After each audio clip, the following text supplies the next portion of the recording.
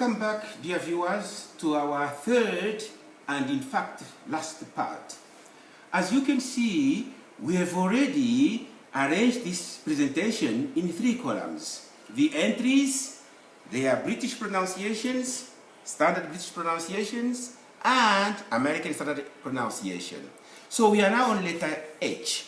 Letter H, in fact, is silent when it is preceded by these letters G, R, K, and W, as shown in these examples. Ghost, rhythm, keki, and so on.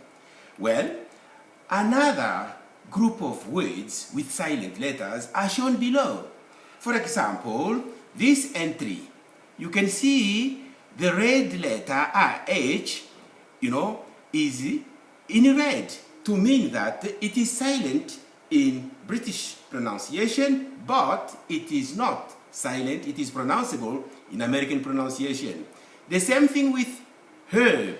Herb, we have here an aspirate H in the RP, received pronunciation, but in America it is not, pronounceable. So it is silent here, but pronounceable there. And the other words are there. Yahweh, as we refer to our Creator in the Old Testament. The Thames has got the river which split London into 2. All these words here are, in fact, containing silent H.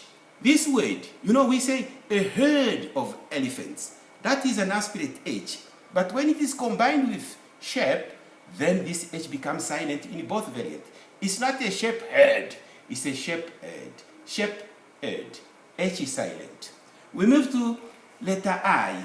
Letter I, well, we just get case by case. In all these words, we have letter I highlighted in red. That means they are silent. Friend, bruise, juice, fruit, heifer.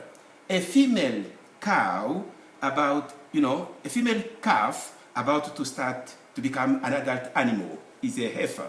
This is a tortoise, not tortoise. We are coming from the Bantu background where if you write a letter, it should be pronounced. But this is not the case with English. And so we have so many cases of silent letters. This is not lay, no, it's leisure, just leisure.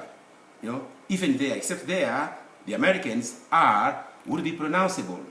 We move to J. In our introduction part 1, we said that all the 26 Roman letters, which we can also refer to as English letters, have a silent form. J and V are the only exceptions, except that J and V have different sounds in this language. It's not always pronounced J or it's not always pronounced V. So that's the only difference. So for J, for example, we have these words. Okay? When we write like that, we have cut them into syllabic part to help you for grammar. When you run in default of space, you can cut this word only between N and T. No other cutting is accepted, is grammatical. This word comes from Spanish. And so we can say junter or hunter. If you listen to the American, broadcasting, you will hear more of the hunter rather than junter. Then we come to this word from South Africa, Shambok. There is J, but this J is pronounced as H. When we take that S and the J, it becomes Shambok. Shambok. Okay? The sound are also different. That's up to you to find out more. Then there is this one for cosmetic industry. We write JJ, but we pronounce aspirate H. Haube. All right? Then we come to this one, hallelujah. Of course, hallelujah. It's J, but the sound is ye. It's an odd sound, we call it. Then there's this French word, which is written like that, but you pronounce it as jour. Jour, like you say, leisure, measure, pleasure, jour. And then finally, there is fjord.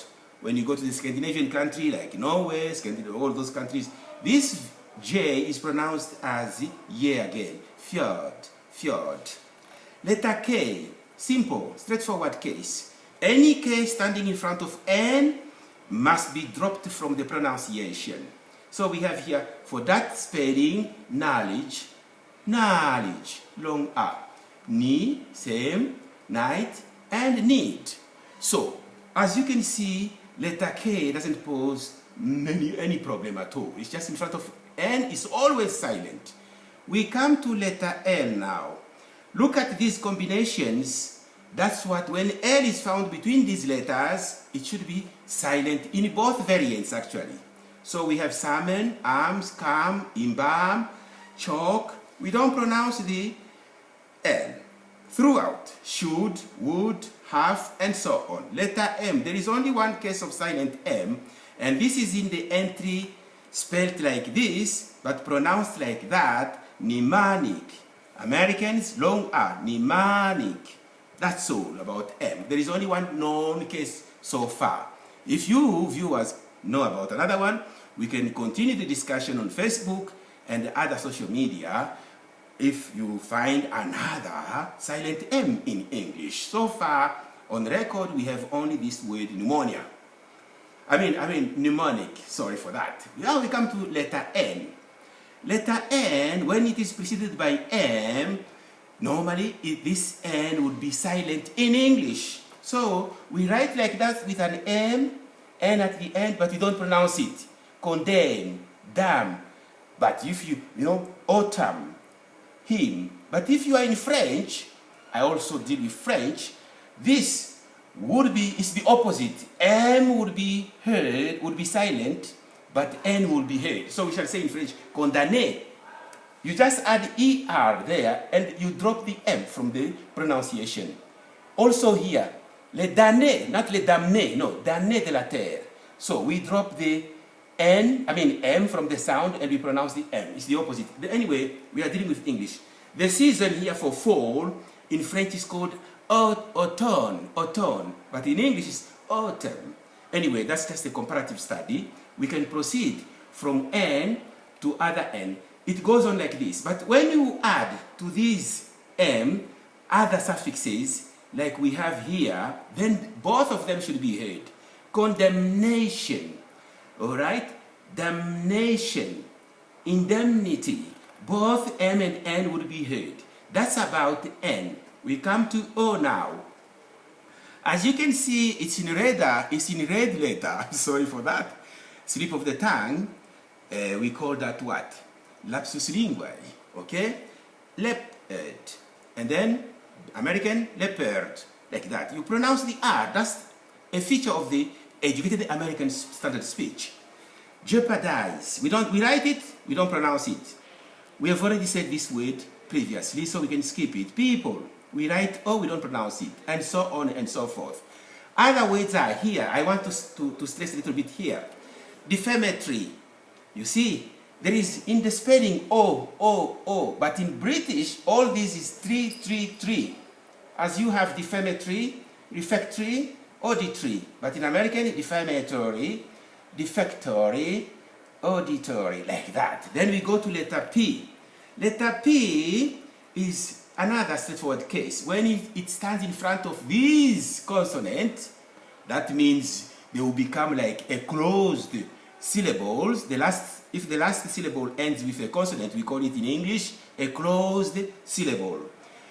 Now, when letter P stands in front of this consonant, they are normally dropped from the pronunciation. They are there in spelling, they shouldn't be here. So we get, for instance, cupboard, pterodactyl, Sam, psyche, pneumonia, raspberry,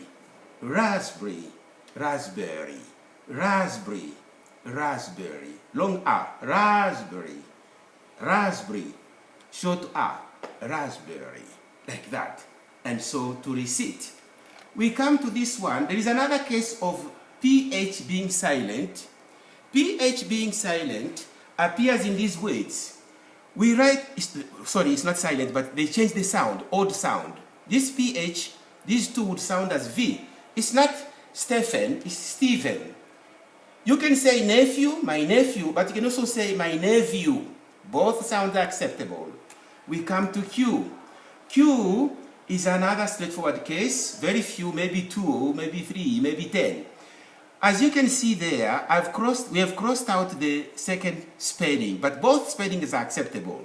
But in sound, for this K to be heard, C followed by U will always produce a hard C sound, K. So that's why we say racket. But if we drop Q, if we write it in that spelling with a K, then we cannot consider it because it will give us a soft C sound. It will be something like rasset. So that's why we have crossed it out. We just consider this one. Although to say racket, you can spell it like this or like that. But for our sound purposes, we will consider only the first spelling, which is more common than that one. And then R is pronounced. We come to letter S now. Letter S, dear viewers, is normally silent here when there is between I and L, island. Even at the end, you know what we call closed syllables. So we say daybreak, but American will say debris. The stress changes. That's part of the characteristic of American pronunciation. We now come, we are still on S. Yes, look at these words. They are spelled like that. I'm saying both their singular and their plural are spelled in the same way, except when they are singular, we don't hear the sound S. We just say core. This R is waiting for what will follow next. If it is a vowel, audible vowel, it will be pronounced. If it is a consonant, it won't be shown in the phonetic transcription. In the plural, this becomes cause, that's spelling, and here chassis, there chassis. For this one, singular is précis, plural précis, same spelling. That's about all on S, I think. And then we come to T. Letter T in front of CH is normally silent. That's why it's in red. Because CH, the most common sound is che already. And so I know we have got chemistry, something like that, but the most common sound of CK, it can have different sounds, is normally che. So all these C's, T's, are silent indeed. Then we come to this one, T appearing between S and L, pestle. You see, as you can see, there is a dot there to say there are two syllables. In phonetics, we can have a syllable of just one letter, one consonant or one vowel. It can form a syllable in phonetic transcription. In words, in spellings, that's out of the question. But in phonetics, this L is pestle. So it's a what? It's a T silent. Often, a number of people may say often. It's up to you. But I want to consider the often to be our case here because it also exists. And then there is hasten, hurry up, Christmas. You see, observe T between S and M, S and E, F and E. That's when we get silent T's. Other cases of silent T's are these words. Mortgage. You want to borrow money from the bank? Yeah, you have to stake your house or something. That's called mortgage. And then close the syllable. Depot. Depot. And Americans, deep O. And so, this one, T, is not heard. There is another combination of TH, which is not at all audible. So, in this word, for example, we shall say asthma in RP, asthma in standard US. That's all about T. We come to U now. U, when this is the ending, well, it should be just silent. Look at all these vague. We stop at the before the red, the letter before the red. You see, vague, picturesque, like that, and then dialogue, like that. And so, gauge.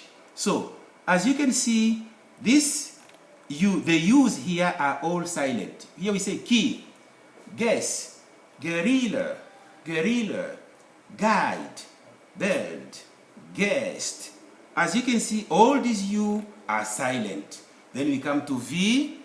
V, as we have said, J and V have no silent letters, but they have different sound. We can write V, but we pronounce it as F. The capital city of Ukraine is written like this. We should read it as Kiev, not Kiev. The gun which criminals like using is called Kalashnikov. It's written like that with a V, but we should pronounce it as Kalashnikov, F, in both variants, except for the sound might differ. And then we have this one, leitmotif. Leitmotif, for example, the sound should give us V again, all right? And so, oh my God, just a minute, let me fix this one for the time being. I beg your forgiveness. We are human beings, good now. And also here, great now. These V's are pronounced as F in both variants. So that's the difference with the V. There is no silent case for V and J. We come to W. Well, we say simply, when it is in front of these H, R, it should be silent. And in a few cases, like this one, it's not a sword, no, it's a sword. And then American, sword. And then it's not a drawer, it's a drawer. And then American, drawer, just like that. And then you say, answer my question, answer. W is silent. It's not Greenwich, there is no green here, it's Greenwich. Either you say Greenwich or Greenwich. So, the same with Americans. There is no, this is silent, the W is silent. Another W case of odd sound is this one from New Zealand. We have this word when, we say, in America there is a place they call Chinatown. If that were in New Zealand, it was going to be called a whānau, a grouping of family people of the same personality staying together. And then we come to X. In these words, all the X's are silent. We have shoe, for, you read them at your own pace. Grand Prix, there is X there, but we don't pronounce it. Then there is Y. It's not prayer, no, it's prayer. In the dictionary, you find prayer. But Americans will simply say prayer. And then mare. American, mare. So, there is no mayor. That is our own sound, not a dictionary sound. Go to the dictionary, you'll find this sound. And finally, we have Z. I want to say most of the Z silent letters come from French, which I speak fluently. And so, this word is also in the dictionary, English dictionary. It's borrowed from French. It's pronounced as chez, at the place of someone. Laissez-faire, these are French words. And then rendezvous, as you can see, these are all silent letters.